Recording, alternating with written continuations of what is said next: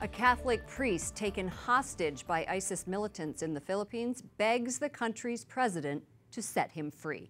He says he's being held captive along with 200 other people, including children. Correspondent Wyatt Goolsby has the details from the Filipino embassy in Washington. Good evening, Wyatt. Lauren, good evening. The Filipino military has launched a campaign to liberate the city where the priest and other Catholics have come under assault. After a week of gun battles, the country's army says they've nearly kicked ISIS out. After a weekend of intense fighting and military airstrikes, Filipino soldiers say they have retaken control of most of Marawi, a city under siege by ISIS for more than a week. What we are trying to do right now, and it's a commitment, is to expedite what needs to be done in order to restore law and order. Hundreds of families, up to 90% of Marawi's people, have fled for their own safety. This woman says hearing the bombing scared her and shook her car like an earthquake.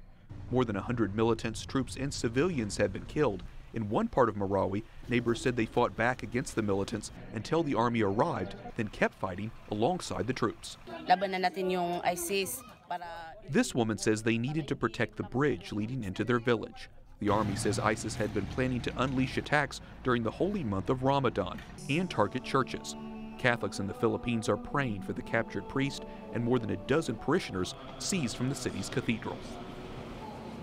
Filipino President Rodrigo Duterte has imposed martial law in the city and the surrounding province. He's ordered troops to crush the ISIS militants. Lauren? Wyatt, what has the U.S. said about the fight against ISIS in the Philippines? Lauren, the White House voiced support for the country's counterterrorism efforts and condemned the violence against civilians. Press Secretary Sean Spicer says the U.S. is a proud ally of the Philippines and will continue to work alongside them. Lauren?